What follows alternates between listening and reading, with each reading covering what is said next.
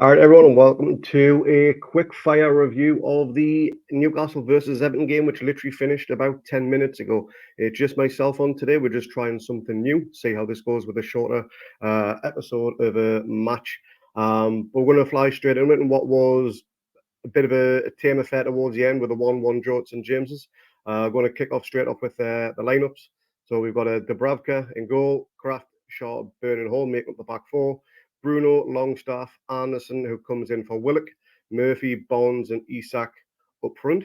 And subs, this is where it gets worrying due to the injuries that we picked up in the previous game. Karius and Gillespie in goal, so we're back to two keepers again, which is a bit of a pain in the arse. Dummett, which we'll get onto later on, believe me. Ritchie, Willock, White, Diallo, Murphy, and Parkinson make the bench. So it's literally a bunch of kids with one or two age and experienced players on there, if you want to call them that. And we'll get on to the Everton players. We got the usual T-Rex in goal, Mikalenko, Branthwaite, Tarkowski, and Godfrey for their backline. Ghana, Onana, Young, McNeil, Decore, and Beto make up their starting 11. Not going to go through their full subs, but they did have names on there which could make a change. One of them being Calvert-Lewin, who, again, does normally get his goal or assist against us, which, again, we'll get to with our Paul Dummett moment. But the game itself started in quite good fashion, to be honest. We a good little spell of possession earlier on, and we had a good early chance in the first opening few minutes with Barnes from about 10 yards out, who hit the ball low, but it was well saved by Pickford, unfortunately. And it was an effort which maybe if he had an extra touch or so, he could have found the back of the net in the form he's on. You would have thought you would have done so, but it was a decent save by Pickford nonetheless. And we started to dominate possession with some neat passes playing through Everton at their midfield, and they started to struggle to close us down. Bruno being as influential as possible on that one. So it was a pretty opening, good, solid 10, 15 minutes or so. Getting on to the 15th minute, and this is where we go 1-0 up. So it's out on our left-hand side. Barnes has a canny little dink into Isak, who's between the two defenders, so they're not sure who should be marking him. Takes it down, controls it fantastically, beats one or two on the edge of the box and side foots it past Pickford down to Isak's left and Pickford right. And that man, telling you, he literally has ice running through his veins. He is so calm and composed in front of that goal. That's his 15th in the Premier League this season and 19th in all competitions. He only needs 5 more goals in the remaining 8 games to score 20 goals in the Premier League, which is a feat we haven't achieved since Shearer back in the 03-04 season, so 20 years ago. That is a phenomenal stat when you think about it, and something we should be hopefully doing season in, season out after this one. But as the first half started getting on, we pretty much did dominate, but Everton did have 1 or 2 chances in that first half. So one from a corner, which Tarkowski headed over, and then Onana had a shot from, I think it was Onana anyway, from inside of the box, but it was high in pretty much centre for Dubravka, so that was a comfortable save for him. And we had a chance to double the lead with a cracking counter-attack just a few minutes after, where the ball fallen to Murphy, who volleys it straight towards goal. He had a cracking connection with it, didn't slice it or anything like that, but maybe his connection was too neat. And Pickford, again, who plays like it's a cup final when it's against us, he came rushing out, closed down the angles, and did make a decent save. And it pretty much would go into half time 1-0. It was a slender lead, but it was a lead that we did thoroughly deserve, and maybe we should have had 2, possibly 3, with the early chance and then the chance from Murphy later on too. But there was no changes at half time for either squad, which is quite good because Hall did go down about 10 minutes beforehand. Looks as though he took a knock to the ribs area, maybe a little elbow or something like that. And he was seen taking painkillers on the touchline, but he did come out for the second half, which was good to see. He had a cracking game, to be honest, for the minutes he played. But as the second half grew in, the Everton team, they actually started the strongest. They had the first chance with a tame effort, however, didn't really come to much. But then a few seconds later, literally a few seconds later, we run up the pitch. The ball falls to, I think it's Murphy who gets across in, then it goes out for a corner. And the corner bobbles about, a little bit of ping pong in there, and it bounces off Tarkowski, who then cannons it off his own bar. And Pickford would have been well beaten if he was anywhere near it, but unfortunately that comes to nothing. That's when you just start to think is it going to be one of those games where nothing comes our way? And then again, Everton, they continue with another decent spell of possession. But again, they don't really threaten anything.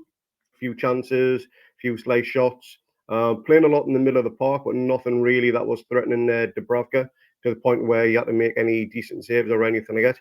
But as we take back possession, we have the ball on the 56th minute when Murphy is fouled. Probably maybe in the middle of the Everton half.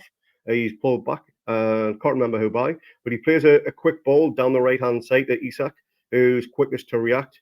Isak gets a ball, plays a low cross across the 6-yard box, and Dan Burn taps it in, sending St James into raptures, thinking we'd gone 2-0 up. However, VAR judged Isak to be offside by the width of maybe 2-3 inches at best. Very, very close call, but ultimately probably was the right decision. And it still remains 1-0. And literally the second that goal was disallowed, Everton then go and make some substitutions, which ultimately changed the game in their favour, purely because they then had fresh legs on the pitch. They had names which can come and impact the game, and one of those names was Dominic Calvert-Lewin, that old thorn on the side for us. In 65 minutes, Everton go up through the pitch, and they start again getting a few more shots. Again, nothing really that's troubling Dubravka, but again, you just sense they're building something here. They are definitely working their way through, and when midfield is starting to lose a little bit of grip on the game. And we make a sub, in which Anderson goes off. That was about the 67th minute, I believe it was, there or thereabouts. And Willock comes on to replace him. Anderson had a decent game. He didn't do anything wrong. He was calm, composed on the ball, got his foot in, got a good tackling every now and again when he needed to. So nothing wrong with him there. Maybe just a little bit of overall match fitness. Hence why he started puffing and panting towards the latter stages of the game. And then chances start happening at both ends. So with Willock coming on, that's a fresh pair of legs for us. And we again get fashion the odd chance or so, but nothing comes to it. Ball just rolls straight to Pickford, who managed to pick it up, and then he just hoofball, I think it was, straight up the edge of the pitch. And it is Dominic Calvert-Lewin who somehow manages to tower over Dan Burn at the edge of the box. Who I must say, Dan Burn had a fantastic game. Really, really good game as a captain on that one. And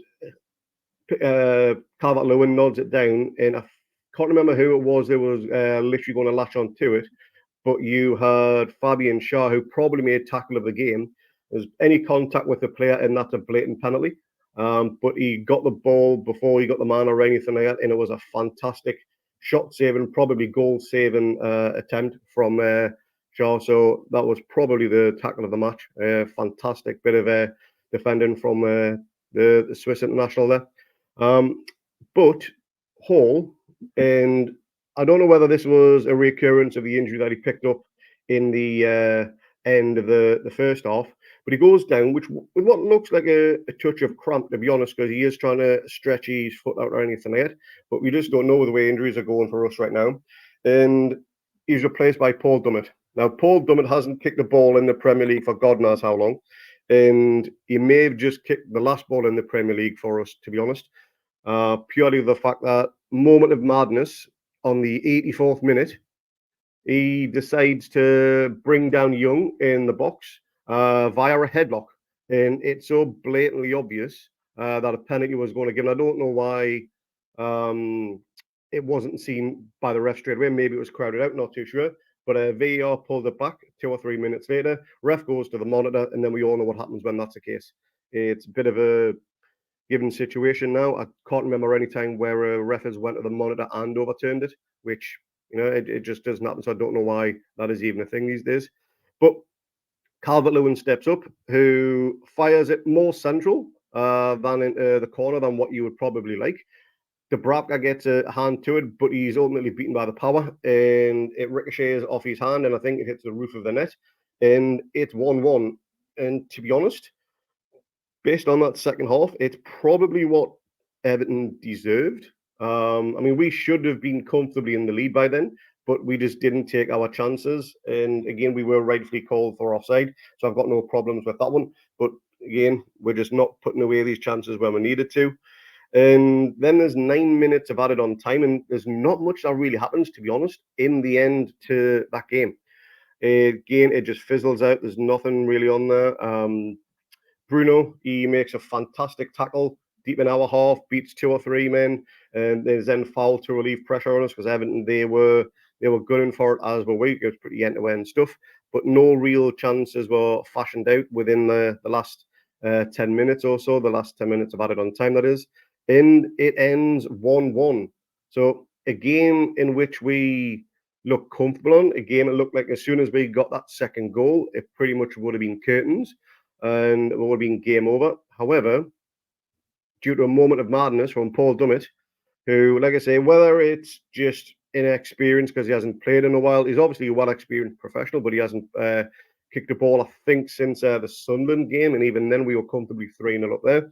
But to make that kind of mistake from the seasoned professional, have that type of brain fart, when it's blatantly obvious what you're doing is going to give away a penalty, is just absolute madness. We were on the verge of back-to-back wins, pushing up the table, making our approach for Europe, everything like that, and then just absolutely stupid. He needs to literally go into that changing room and apologise to every single one of those teammates that he's got because he's let the team down there. We had some cracking performances across the pitch, and I'm probably going to give my man of the match to Dan Burn. Isak was fantastic with his goal well taken. I'm not going to deny that one, but Burn was solid. He made some fantastic challenges. He was dominant in the air pretty much all the time, and a good captain's performance. And I think that's the first time Burns actually won a game whilst he's started captain. So good on him. But yeah, a 1-1 draw at St James's. Crowd aren't overly too happy for obvious reasons. Everton will be over the moon with that with a point. They've taken 4 points off us this season, which, to be honest, it isn't good enough for a team of our quality against theirs. They're fighting relegation. We're pushing for Europe. We should be beating teams down in that part of the table. But yeah, it ended in a 1-1 draw. And just going to check on some of the other scores that are kicking around right now. I literally recording this as we came, it started from full time, sorry. But yeah, as we know, our game finished 1-1. Forest beat Fulham 3-1. Bournemouth beat Palace 1-0 and Burnley Wolves 1-1 as well. And as of time of recording this, there's 80 minutes on the clock and it's West Ham 1, Tottenham 1 down in London. So a 1-1 draw for West Ham isn't necessarily a bad result for us because we're not going to go any further behind from where we are on the table, but we've been good to overtake them for obvious reasons. But yeah, just one of those games where it just didn't go right for us, and you just had that sinking feeling towards the end that something was going to happen, and ultimately did. We paid the price for not finishing us. Not taking anything away from Everton, they had a game plan in that second half. They stuck to it. We had a game plan, and ultimately it didn't come off for us. So, yep, we need to move on. We need to get on to the next game. We need to pick up 3 points, and we need to try and keep marching up the table if we are going to have a push for Europe. Hopefully, we'll have a few extra bodies back for that game. Maybe Miggy, hopefully, Hall's back. Tino could be back, and Trips, who I think we missed today. Down that right, Kraft didn't have a bad game, but he just doesn't have the same level of output as what Trips does. Not many do in the league, to be honest. But yeah, hopefully, we've got a few extra back in that bench. We go back from having 3 keepers in the match day squad. And hopefully Dummett can just warm the bench for the next 8 games and his contract gets wound down, because if Eddie is thinking of extending Dummett's contract, I'd imagine there's going to be a bit of uproar from some of the fans, because he shouldn't be anywhere near that starting 11 or the bench, to be honest. He's just simply not good enough anymore. He's had his time. He's served the club well, but I do think it's time for him to move on. But that's going to do it from me. Again, if you don't already subscribe to the channel, please do so. Please give us a thumbs up. Give us a comment down below if you prefer the shorter format of a match review, or if you like our more in-depth, longer ones. Again, let us know down below in the comments. And give us a follow on all the usual social channels. So we are on Twitter or X or whatever it's called these days. Facebook, Instagram, everything like that. Give us a follow on those and we'll try and follow you back where we can. But that'll do for me. I'm back off the bed. It is nearly 7 o'clock in the morning here. I've been up since 4 o'clock, bit knackered, bit disappointed. But anyway, we move on and hopefully we get 3 points in the next one. See you on the next one. Cheers.